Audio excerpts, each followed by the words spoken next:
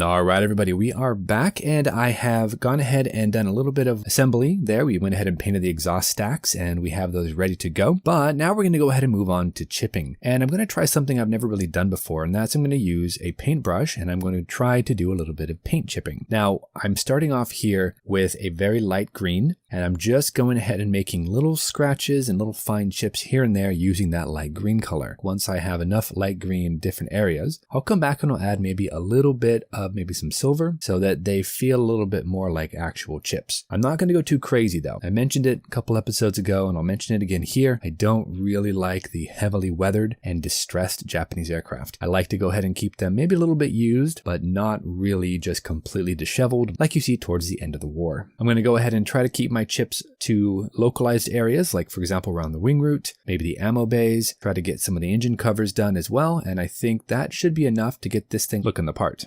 Now, as I understand it, the Jack had a very difficult, very temperamental engine. The engine would seize, stuff would happen in the engine itself, so I'm assuming that we need to go ahead and do a little bit of chipping around the cowling. There's a couple of latches and whatnot that we can chip up here with our light green, figuring that, well, yeah, they probably had to remove a lot of panels, get in there to get that engine fixed, probably repeatedly. Moving on to the wings, we're going to do a little bit of chipping here and there on the different panels for the guns and for the ammo. And I think we'll also need to go ahead and do a little bit of chipping on the actual rising suns themselves. Get a little silver in, we'll chip that as well. So we are moving forward, guys. We have to go ahead and finish up this weathering process. I also want to go ahead and use some panel liners by AK. I think those worked really well last time I used them, so we're going to use them again here. Hopefully that will give us a nice little bit of shadow and shading, and it will really make those panel lines pop. With my fading and airbrushing, should hopefully give us a pretty neat looking finish. So onto that second time lapse, guys. Let's jump right on in, finish up this weathering, get some panel liners on, get some powders on, and see how we turn out. Let's do it.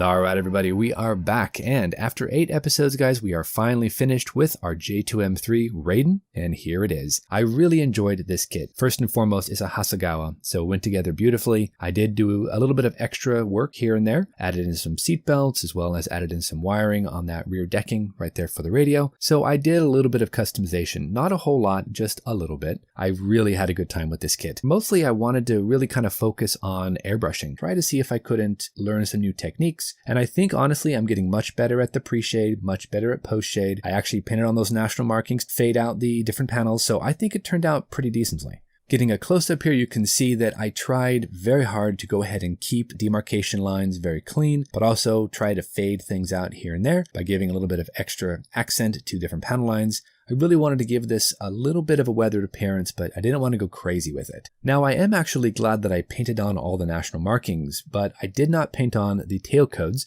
That's just a decal. And I had some trouble with those decals, to be honest. We also had a couple of other decals like that little data placard right there on the side of the aircraft, as well as the fuel filler caps and some of the details on the landing gears. But everything else was painted on by airbrush and mask. Doesn't get much better than painted on markings for sure. I mean, overall though, I had a lot of fun with the kit and the fit is perfect with this one. I didn't really have any issues. Everything dropped into place. It is just a really good little model, guys. And if you like the J2M, highly recommend it to go out, pick yourself up one of these Hasegawa kits.